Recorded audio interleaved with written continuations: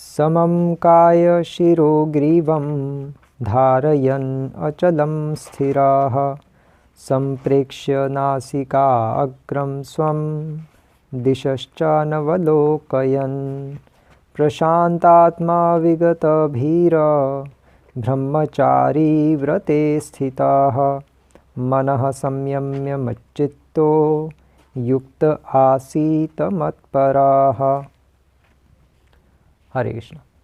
भगवद गीता के छठे अध्याय के 13वें और 14वें श्लोक पर हम चर्चा करेंगे आज। कल हमने 11वां और 12वां श्लोक चर्चा किया था। उसमें भी भगवान प्रैक्टिसेस ही बता रहे थे कि जो योगा आरूढ़ होते हैं या जो योगारूढ़ होना चाहते हैं वो उनकी प्रैक्टिसेस क्या क्या होती हैं और योगी क्या क्या करता है हिमालय पर्वत पर बैठ के, ये बताया जा रहा है। तो क्या करता है, तो हम इस श्लोक को दो दृष्टिकोण से डिस्कस करेंगे। पहला दृष्टिकोण तो हो गया जो योगियों का दृष्टिकोण है, योगी इस श्लोक को किस तरह से लेते हैं, मतलब उनका इस श्लोक को लेने का जो ढंग होता है वो इस श्लोक का जो अर्थ है वो क्रियात्मक अर्थ लेते हैं। हम इस श्लोक का अर्थ भावनात्मक लेते हैं। ये अंतर है, क्रियात्मक और हमारा डिवोटीज का भावनात्मक। तो इनके अकॉर्डिंग जो योगी है वे इस श्लोक को अपने योगा के पर्सपेक्टिव से लेते हैं। उनके अकॉर्डिंग इसका क्या अर्थ है, समम काय शिरो ग्रीवम, कि वो समम का अर्थ है कि सीधा स्ट्रेट रखते हैं। किसको, काय शरीर को, अपनी बॉडी को, और शिरो अर्थात सिर को, और ग्रीवम का अर्थ है कि अपनी गर्दन को बिल्कुल ऐसे स्ट्रेट बैठते हैं। धारयन अचलम स्थिरः, और इस तरह से वो धारयन का अर्थ है कि धारण करते हैं, मतलब पकड़ के रखते हैं अपनी इस बॉडी को, इस तरह से इस पोस्चर में बैठते हैं। अचलम स्थिरः, और बिल्कुल हिलते नहीं हैं, और इस तरह से बिल्कुल शांत होकर बैठते हैं। संप्रेक्ष्य नासिकाग्रम स्वम, और इस तरह से फिर वो देखते हैं, कहाँ देखते हैं, नासिकाग्रम, नासिका के बिल्कुल अग्रभाग पे, नोज के टिप पर ध्यान लगाते हैं। ऐसे आंखें खोल के रखते हैं, पूर्ण रूप से आंखें बंद भी नहीं करते और ऐसे खोल के भी नहीं रखते। क्योंकि उनको डर लगता है कि अगर हमने पूरी आंखें बंद की तो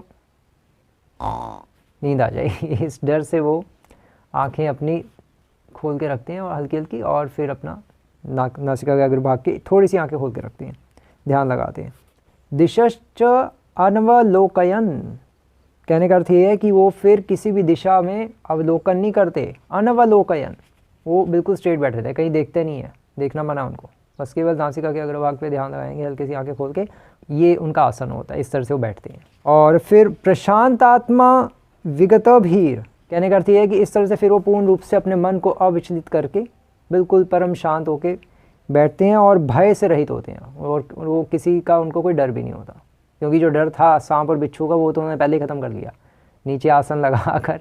और आसन में क्या था, जैसे कल हमने डिस्कस किया था, कुशाग्रास का पहले बिछाएंगे आसन, और फिर उसके ऊपर मृग छाल, और फिर उसके ऊपर कपड़ा, ताकि सांप और बिच्छू आए ना। क्योंकि मृग छाल से या शेर की छाल से अगर वो हम पहनते हैं, बिछाते हैं, जो योगी लोग होते हैं जंगल में, उससे फिर सांप बिच्छू टच नहीं करते उस व्यक्ति को।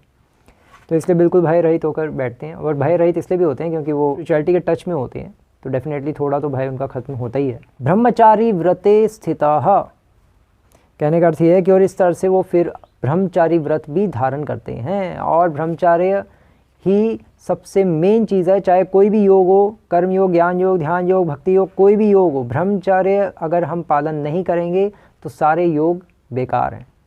और श्रील प्रभुपाद इस श्लोक के तात्पर्य में उस ब्रह्मचर्य के बारे में ही इंपॉर्टेंस बता रहे हैं कि ब्रह्मचारी रहना कितना ज़रूरी है। चाहे गृह ठाको या बने ठाको, सदा हरि बोले डाको और सदा ब्रह्मचारी भी बने ठाको, वो भी हमें बन के रहना पड़ेगा। अगर हम ब्रह्मचारी नहीं रहेंगे तो कुछ हरिनाम इत्यादि भी सब अपना फल सही से नहीं देंगे। गृहस्थ के लिए अनुमति होती है, जो एक्चुअली ये जो लोग होते हैं ये गृहस्थों को अपने यहाँ एंट्री नहीं देते। इनके जो ज्ञान और ध्यान योग का जो रास्ता है उसमें केवल ब्रह्मचारी ही जा सकते हैं उनके प्रोसेस में।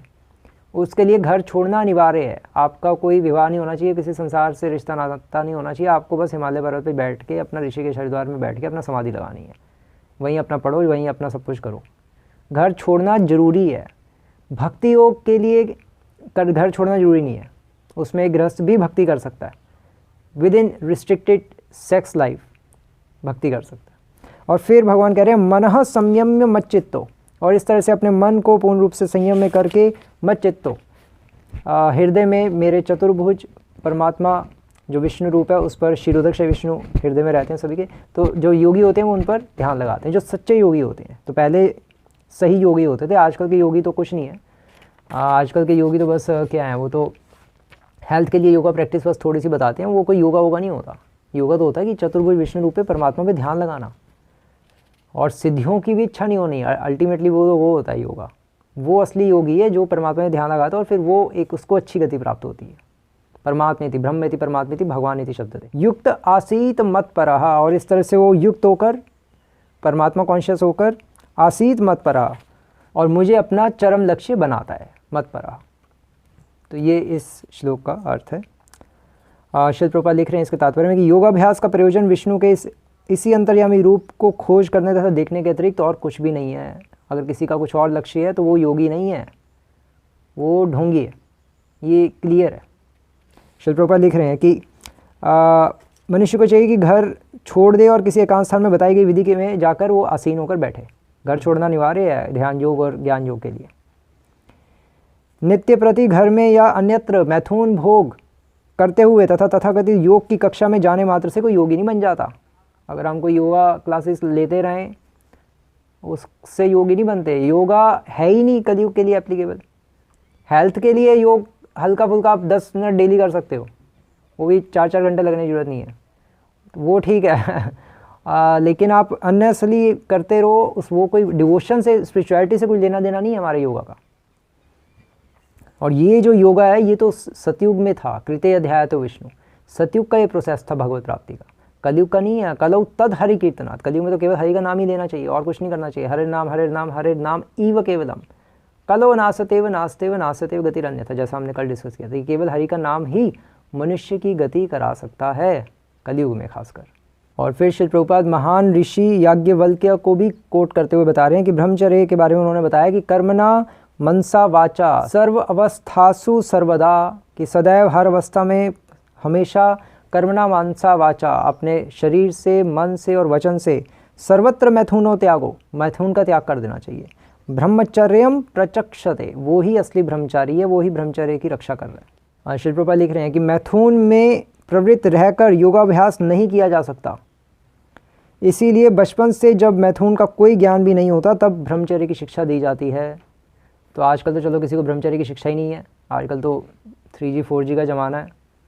माया अपने पूरे टॉप लेवल पे काम कर रही है और साइंटिस्टों ने अपना ब्रह्मास्त्र छोड़ दिया 4G 5G, लोग इसलिए पागल हो चुके हैं 24 घंटे। और इसलिए श्री प्रभुपाद लिख रहे हैं कि किंतु जो व्यक्ति वैवाहिक जीवन में विधि विधानों का पालन करता है और अपनी पत्नी से मैथुन संबंध रखता है वह भी ब्रह्मचारी कहलाता है, बट वो भी रिस्ट्रिक्टेड, और तभी वो भी ब्रह्मचारी ही कहलाएगा, वो गृहस्थ भी, अगर वो विद इन बहुत रिस्ट्रिक्टेड सेंस में चलेगा। श्री प्रभुपाद तो कहते हैं कि केवल संतान उत्पत्ति के लिए ही मैथुन इत्यादि करना चाहिए, लेकिन चलो वो तो कलयुग में तो लोगों का दिमाग ख़राब है, लेकिन वो भी बहुत ही रिस्ट्रिक्टेड वे में होनी चाहिए ये चीज़ें। इसमें जितना इंडल्ज होंगे, जितना लगेंगे, उतना दिमाग ख़राब होगा, उससे फिर नाम में मन कैसे लगेगा। तो ये जो योगी जो बिल्कुल सीधे होके बैठते हैं और अपनी नासिका के अग्रभाग पे ध्यान लगाते हैं, वो सीधे होके क्यों बैठते हैं स्ट्रेट? क्यों? क्योंकि उनके वो अपनी कुंडलिनी जागृत करते हैं। एक्चुअली हमारी जो पीछे रीढ़ की हड्डी होती है उसके नीचे कुंडलिनी शक्ति होती है, और जो योगी लोग होते हैं वो ऊर्ध्व रेता होते हैं, वो उसको वहाँ से जागृत करके पूरा मस्तिष्क पर ले जाते हैं। और लेकिन जो भोगी लोग होते हैं वो उस कुंडलिनी शक्ति को नीचे से निकालते रहते हैं, ऊपर लेके जाना होता है। हम जितना ऊर्ध्व रेता बनेंगे उतना माइंड स्पिरिचुअलिटी को समझने के लिए सक्षम होगा, भक्ति के सिद्धांतों को, इतनी गूढ़ बातों को तभी हम समझ पाएंगे जब हम ब्रह्मचर्य व्रत का पालन करेंगे। जो ब्रह्मचारी नहीं रहता वो तो कुछ भी नहीं कर सकता।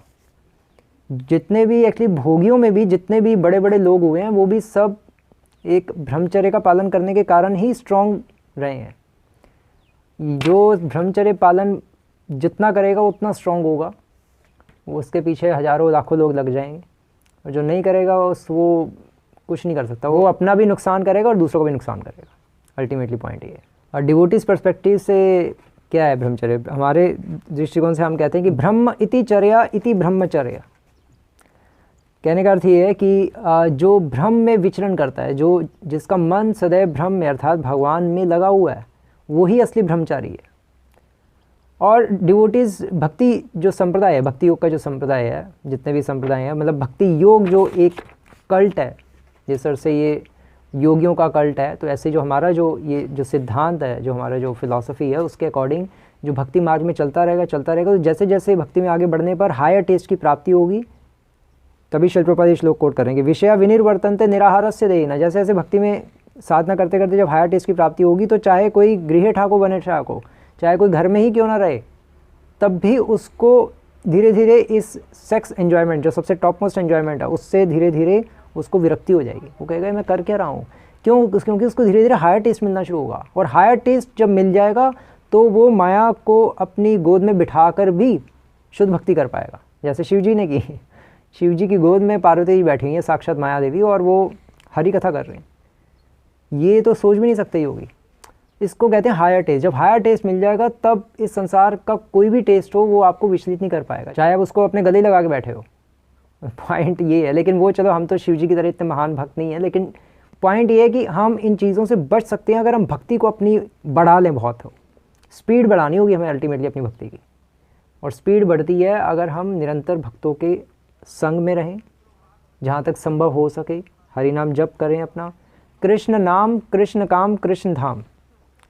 हम जितना भगवान का नाम लेंगे, जितना भगवान की सेवा करेंगे और जितना भगवान के भक्तों का संग करेंगे, तीनों बैलेंस में डेली जितना हम करेंगे, उतना हम भक्ति में आगे बढ़ जाएंगे। और फिर धीरे धीरे ब्रह्मचर्य अपने आप ही पालन होगा, अपने आप ही अरुचि हो जाएगी। और फिर हम भगवान को इस शुद्ध भक्त रूपी फूल को जब अर्पण करेंगे, तब भगवान सचमुच में प्रसन्न होंगे। अभी तो हम डेली जो फूल अर्पण करते हैं उससे तो भगवान ठीक है, भगवान कहते हैं हाँ ठीक है मैं प्रसन्न हूँ, ठीक है, लेकिन तुम अपने आप को मुझे कब अर्पण करोगे? अपने आप को मतलब तुम कब अपनी भोग वासना को छोड़ोगे, कब सेवा भावना पूर्ण रूप से लाओगे? सेवोन्मुख कब होगे? भोग उन्मुख होते हुए भगवान चीज़ें अधिक स्वीकार नहीं करते। और फिर श्री प्रभुपाद भागवत का ये श्लोक कोट कर रहे हैं 11:237, भयम द्वितीय विनिवेशिता स्यात्। क्यों कोट कर रहे हैं? क्योंकि प्रभुपाद कह रहे हैं कि विगत भीर का अर्थ है कि वो भय से मुक्त हो जाएगा। तो कैसे होगा वो भय से मुक्त? डिवोटी कैसे होगा?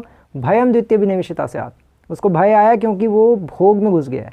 डिवोटी क्योंकि भगवान की भक्ति करता है, भगवान की सेवा करता है, इसलिए वो भय से विमुक्त हो जाएगा। फिर उसको किसी प्रकार का कोई भय नहीं रहेगा संसार का। तो ये इस श्लोक का अर्थ है। हरे कृष्ण। श्री प्रभुपाद की